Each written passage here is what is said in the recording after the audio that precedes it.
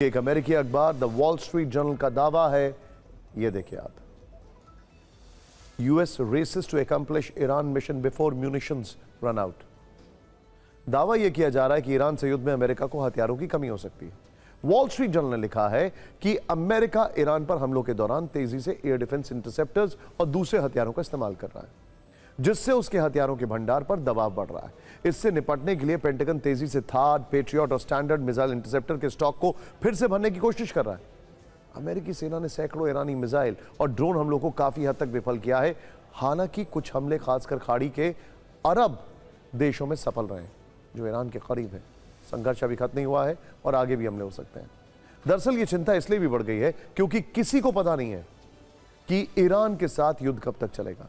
राष्ट्रपति ट्रंप ने social media पर लिखा है कि भारी और सटीक बमबारी पूरे हफ्ते या जब तक जरूरी हो जारी रहेगी। उन्होंने कल 5 हफ्ते का टाइम दिया वैसे, ताकि मध्य पूर्व और दुनिया में शांति स्थापित हो सके। इससे पहले उन्होंने कहा था कि यह युद्ध लंबा चल सकता है, शायद यह युद्ध 4 या 5 हफ्ते तक चले। यानी युद्ध की कोई समय सीमा तय नहीं है, लेकिन हथियार सीमित है और उसके निर्माण की क्षमता भी सीमित है। अगर हथियारों और मिसाइल सिस्टम्स की बात करें तो बड़ा इंटरेस्टिंग डेटा हमारी टीम ने तैयार किया, प्लीज इसको ध्यान से देखिएगा। It's a great study, good job. यहां पर देखिए हमारी टीम ने जो आपके सामने किया है।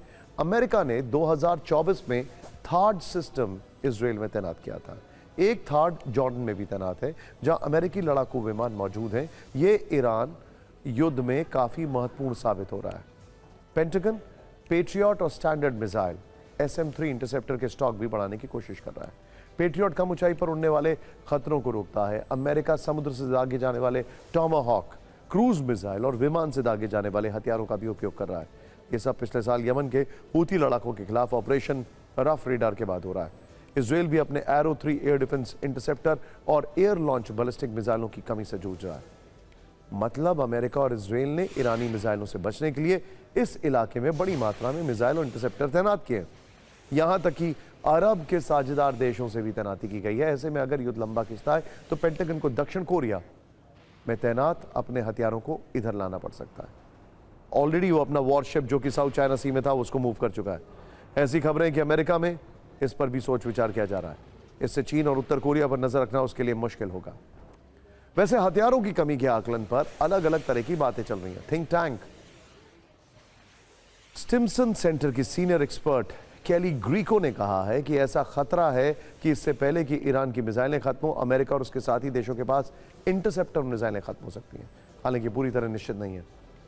युद्ध की शुरुआत में इजराइल ने अनुमान लगाया था कि ईरान के पास लगभग 2500 बैलिस्टिक मिसाइलें हैं, लेकिन ऐसा माना जा रहा है कि ये संख्या संभवतः अमेरिका और इजराइल के कुल इंटरसेप्टर मिसाइलों से भी ज्यादा है।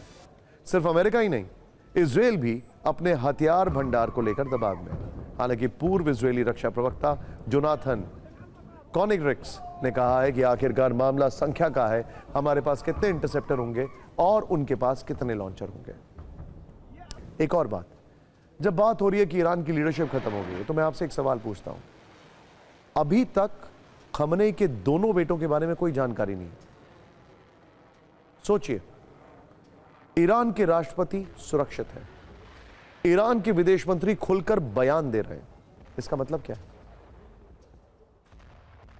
इस युद्ध में ईरान भले ही अब तक ज्यादा पिट रहा हो, लेकिन एक सच यह भी है कि ईरान के पास कितने हथियार हैं ये अमेरिका को भी नहीं मालूम है। इसीलिए वहां इस बात का खौफ है कि अगर युद्ध लंबा चलेगा तो होगा क्या। वैसे अमेरिका के राष्ट्रपति Donald Trump the wall street journal के हथियारों की कमी वाली खबर से नाराज हैं। राष्ट्रपति ट्रंप ने सोशल मीडिया पर लिखा है कि अमेरिका के पास इतने हथियार हैं जितने पहले कभी नहीं थे। आज मुझसे कहा गया हमारे पास इन हथियारों की लगभग असीमित आपूर्ति है। इन हथियारों के सहारे युद्ध सफलतापूर्वक लड़े जा सकते हैं।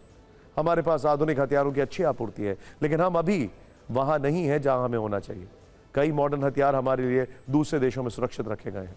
सौभाग्य से मैंने अपने पहले कार्यकाल में सेना का पुनर्निर्माण किया था और इसे आगे भी जारी रख रहा हूं। संयुक्त राज्य अमेरिका पूरी तरह से सुसज्जित है और बड़ी जीत के लिए तैयार है।